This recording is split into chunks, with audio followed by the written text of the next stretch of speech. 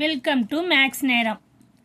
இன்னைக்கு நம்ம 11th standard maths chapter 10 example 33 find F double dash கண்டுபிடிக்க சொல்லியிருக்காங்க. If F of x equal to நம்மளுக்கு என்ன வரும், எக்ஸ் காஸ் எக்ஸ்ன்னு கொஸ்டின் கொடுத்துருக்காங்க. ஓகேவா, F of x equal to X cos எக்ஸ்ன்னு கொடுத்துருக்காங்க. சொல்யூஷன் போவோம். Function first எழுதிப்போம். F of x equal to X cos X.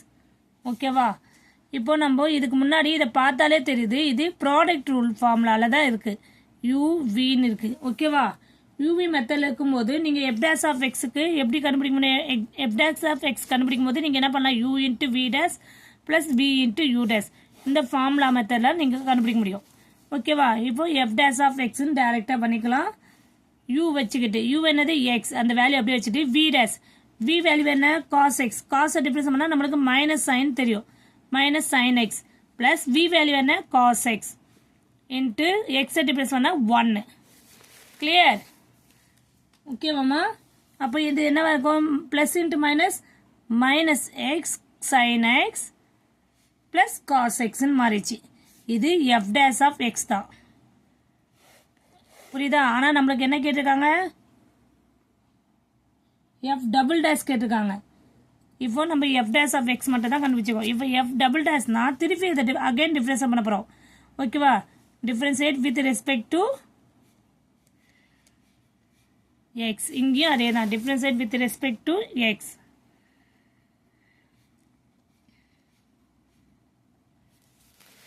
Clear?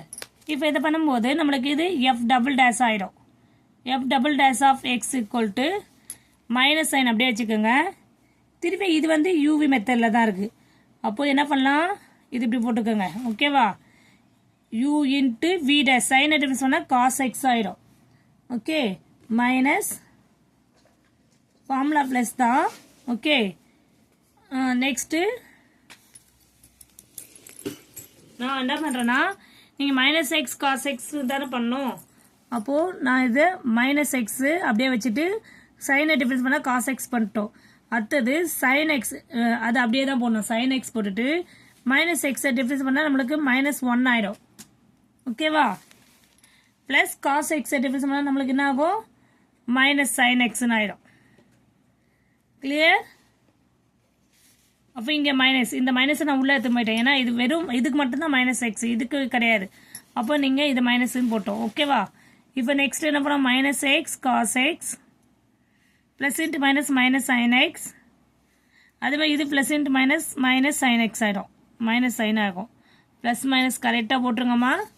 ஓகேவா, நெக்ஸ்ட் ஸ்டெப் என்ன பண்ணலாம், இதை minus x cos x, இது minus sin x ஆட் பண்ணால் minus 2 sin xன்னு ஆகிடும்.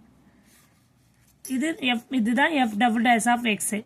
ஃபைனல் ஸ்டெப் நீங்கள் சிம்பிளிஃபை பண்ணனா காமனாக மைனஸை கூட வெளியே எடுத்துடலாம்.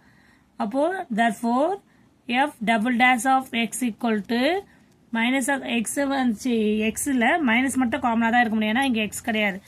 அப்போது இங்கே என்ன ஆகும், நம்மளுக்கு x cos x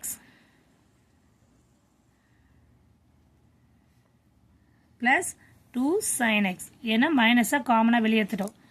x cos x plus 2 sin x. ஓகேவா, இங்கே ரெண்டுத்துமே காமனாக மைனஸை வெளியேற்றிட்டோம்.